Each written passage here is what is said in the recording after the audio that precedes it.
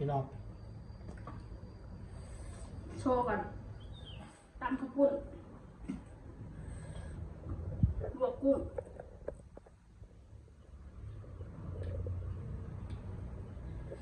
คนเผ็ดเริ่มมาเด้อพี่น้องเด้อกุ้งเลือดใส่มั้งครับ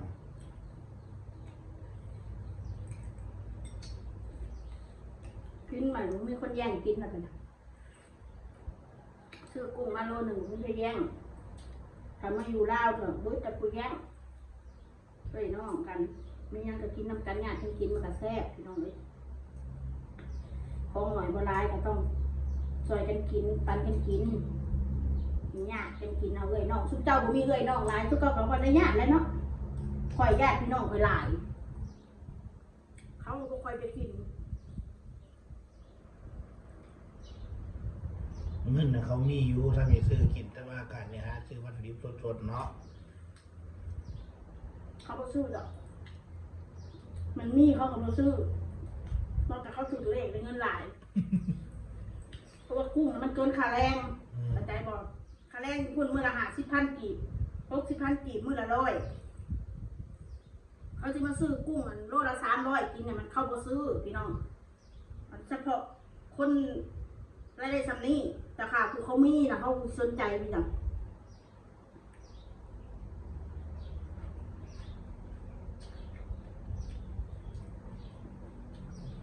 คือข่อยก็ไม่ได้ตั้งใจซื้อเมื่อสำนักของไปจ่ายตลาดมาหรอกของมันอยู่ในตู้เย็นก็เลยหยิบเอามือทำไมตั้งใจซื้อเมื่อเราก็ซื้อดอกโลเดียวนะยังที่ได้ก็2-3 โลกละ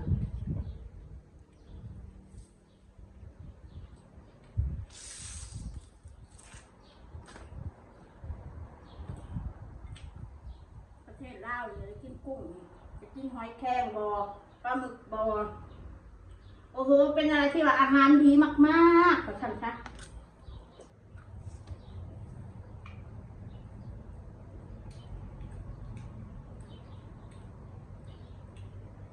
ข่อยแบบบริชนได้มีบ่มี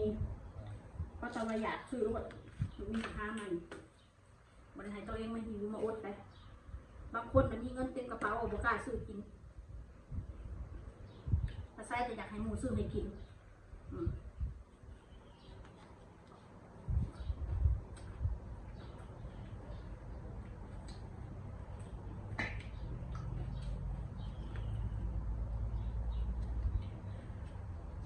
คนเฮาเจ้าออกไฟออกมันจะโขกันได้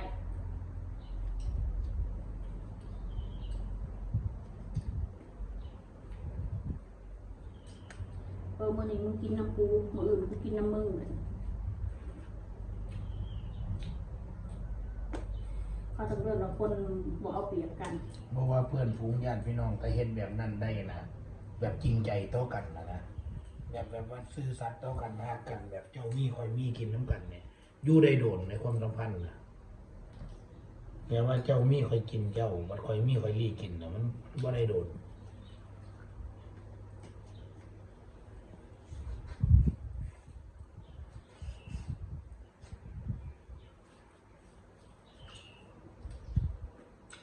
เพื่อไอ้น้องเขามีคนจีพี่น้องเขามีเขาหายกินรถ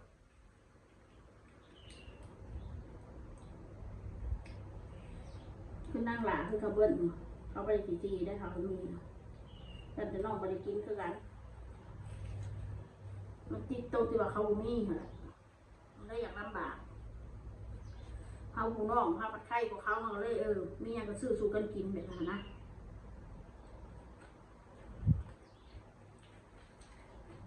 คือวันไงทั้งขับบอกเปรียบน้องเหมือนโดนนะ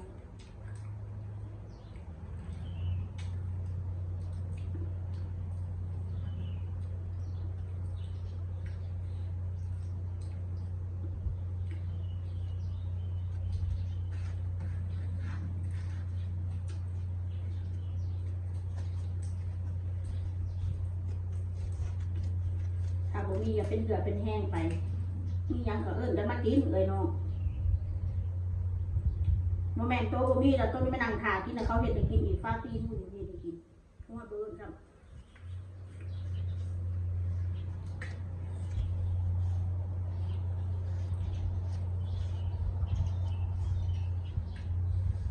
ซื้อเขาซื้อมาเห็ดให้กินมาถวายอยู่โอ้นอนฝันอะไรสักทีคืนเนี่ย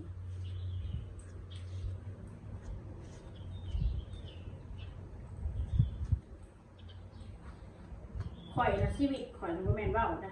ถ้าสังเกตคนเจ้าของเขาบอกว่ามีเงินมันน่ะมีแนวโลดมีแนวได้มีแนวได้ใช้โลดเขาบอกเงินเบิดคือซื้อเลขของพ่อที่ถือก็ถือก็สั่นซะบัตรตายน้ำลายปอดออกโลดแต่มันมีแนวหนุนอยู่ตลอดนะมีสังเกตชีวิตเจ้าของหรอก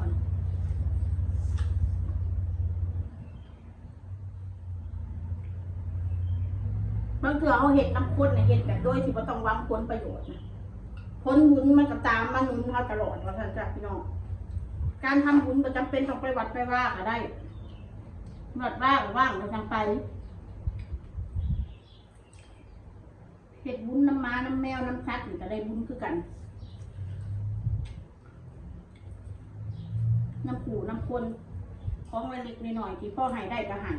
อย่าไปอคติเกินไปจะคือแบบโอ้ยให้เห็นยังนู่นนี่นั่นให้แล้วคือเสียดายน้ำลังนะก็ว่าได้บุญพี่น้องให้ไปแล้วก็คือของแก้วของทานในบอกเขาเอิญนะ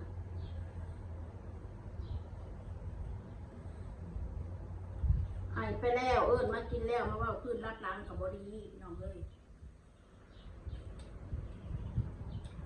แล้วไป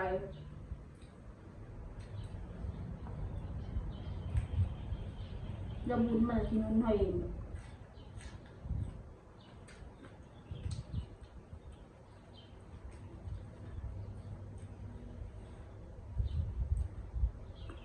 เห็ดน้ำข้นกับเห็ดน้ำมันถือข้นเห็ดกับพริกข้นมันกับอะไรบุญข้นนี่แหละสำคัญเวลาได้กินน้ำห้าวนี่ย่องเขาดีดมดากละต้นใส่งามกายก็อุ้ยหอมมีแห้งพอไปได้กินละทุกไปนั่งว่าพื้นเท่าไหร่บ้างเบิดแล้วมันมีปัญญาชื่อในผู้กินแล้วมันลุกขี่เมนนะพี่น้องเป็นตั้งแต่ละเบิดแล้วเบิดเนื้อเบิดโตแล้วมันจะขี่มูกขี่คุยไปวันๆขู่มือบางเทื่อนะบ่แม่นว่าเบิดเขาเห็นสันดานมึงก็เราบ่อยากซื้อให้กินมันเป็นเท่านั้นเขาเลยตีโตออกห่างเขาเลยบ่ได้สแตกน้ำเขาเพราะฉะนั้นซักว่าเราเขาเบิดดอกเขาก็สิมีอยู่หันหลายคนนะ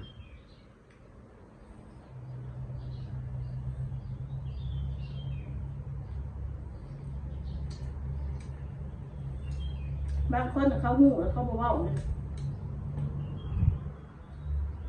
เพื่อไฟมันกับมันมีประโยชน์เนาะที่บอกเห็นนะเนี่ยกูหูแต่น้ำนิสัยมึงแบบนี้เช่นดันมึงแบบนี้ซอยห่างนี่กวดมึงจะเจ้าของมึงเถื่อกับสบายใจกว่ากันมาสั้นๆ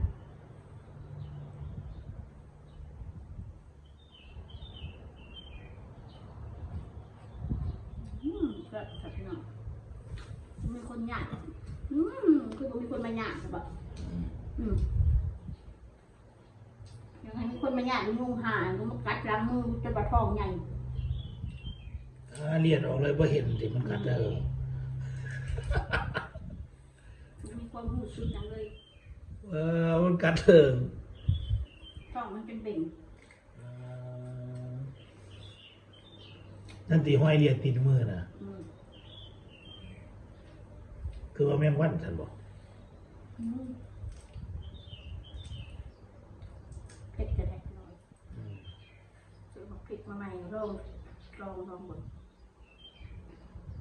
ตามคุณเลยนะมาจะขึ้นหอดด้วยขึ้นหอดได้เลยขึ้นหอดเขาอยู่เลยกินแบบนี้นะเขากินน้ำเข้าใจอยู่ตัดมันก็ญาติกันกินนะแซ่บขึ้นหอดอันตรายตรงน้ำยังได้กินเสียคือเสียกันมาต้มอึ่งนะ แต่ดูแข็งบ่แข็งเสียงหย่ำเลยปวปว ให้ง่ายแต่แค่น้องความดีหนังสั้นละ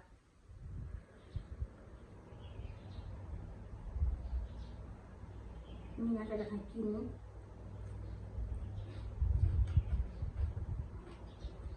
กูได้ว่าอยากไปเอาร่วมกินน้ำ